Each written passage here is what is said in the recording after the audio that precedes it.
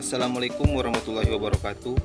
Perkenalkan, nama saya Fido Delfri Tamasya dengan NIM 21338010.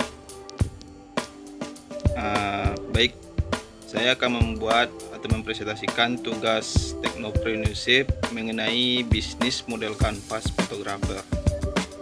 Berikut BMC yang telah saya buat.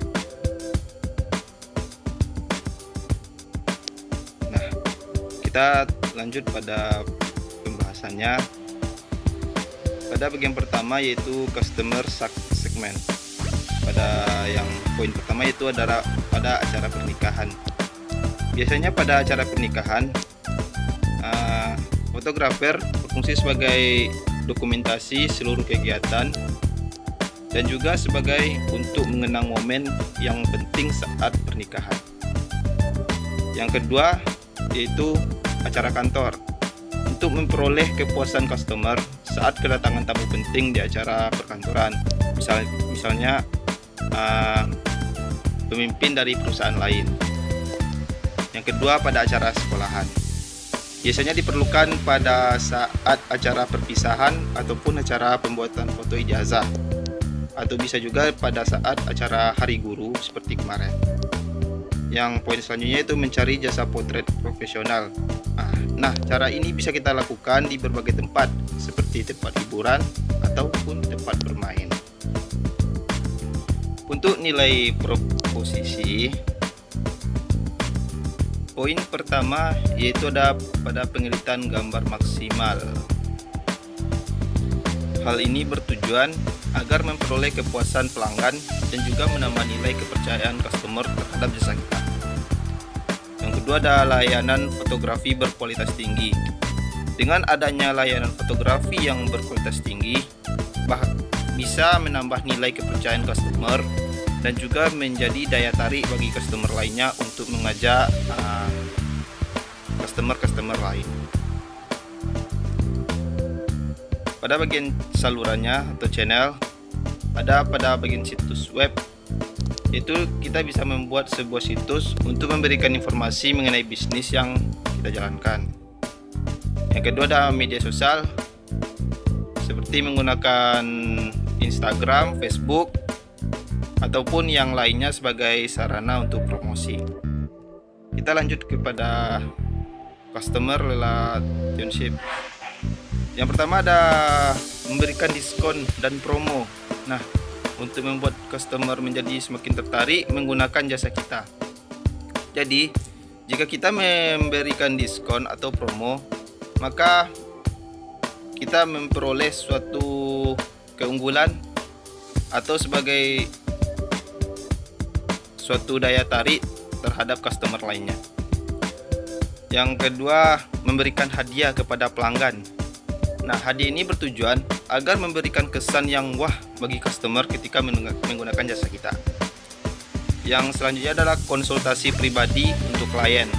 Nah, pada bagian berkonsultasi ini dengan klien bertujuan untuk mendapatkan hasil yang sesuai yang diinginkan klien.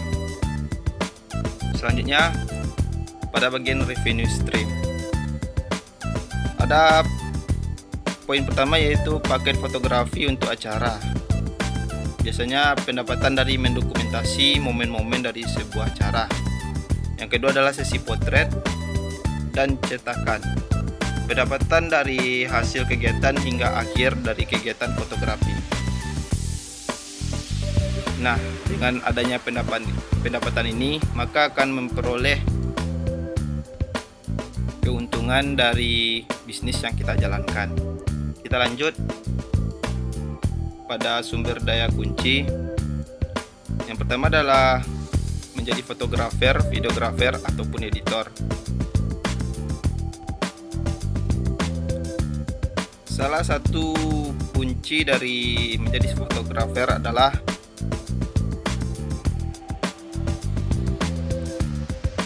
harus ahli dalam melakukan bisnis sebagai fotografer. Yang kedua ada peralatan seperti kameramen, PC atau laptop, dan juga printer. Ketersediaan peralatan menjadikan sumber atau sebuah kunci untuk melakukan bisnis sebagai fotografer. Lanjut ke aktivitas kunci. Yang pertama itu membuat album foto. Nah, pada bagian membuat album foto ini kita harus memahami dan mengetahui cara membuat album foto. Nah, bagian selanjutnya itu sesi fotografi dan pengeditan. Pada bagian pemotretan dan pengeditan gambar sesuai kebutuhan customer. Jika tidak, maka customer merasa kecewa dengan hasilnya. Yang selanjutnya pemasaran promosi diri. Promosi diri ini bisa kita lakukan secara langsung ataupun melalui media sosial. Kalau secara langsung misalkan kita langsung ke lapangan, kayak lapangan. Kalau medsos kita bisa bantuan promo seperti Facebook, Instagram, dan lain sebagainya. Misalnya pengembangan keterampilan untuk meningkatkan kualitas serta menambah tingkat kepuasan customer. Nah, dengan adanya pengembangan keterampilan, maka customer akan merasa puas dengan kualitas yang semakin meningkat. Lanjut pada kemitraan kunci. Yang pertama adalah penyediaan peralatan seperti kebutuhan dalam bisnis fotografi serta untuk pemeliharaan dan pembaruan peralatan. Yang kedua ada jaringan dengan fotografer lainnya. Nah, dengan adanya interaksi dengan fotografer lainnya, maka akan memperoleh informasi yang lebih dan menambah pengalaman kita mengenai pemotretan. Kita lanjut pada bagian akhirnya, yaitu ada cost struktur atau struktur biaya. Pada bagian struktur biaya ini ada 3 poin. Yang pertama yaitu biaya percetakan. Biasanya biaya percetakan ini mengenai biaya pembelian peralatan dan pemeliharaan alat. Yang kedua pada biaya transportasi. Biasanya biaya transportasi ini mencakup pada bagian biaya kendaraan menuju lokasi seperti pada acara pernikahan ataupun di sekolahan. Yang terakhir yaitu biaya pemasaran. Biasanya biaya pemasaran ini berguna sebagai promo, yaitu dengan usaha seperti pembagian pamflet. Nah, pada bagian itulah biaya pemasaran dibutuhkan. Oke, baik, terima kasih. Sekian presentasi bisnis model kanvas fotografer dari saya. Jika ada kesalahan mohon maaf. Saya tutup dengan wabillahi taufiq wal hidayah. Wassalamualaikum warahmatullahi wabarakatuh.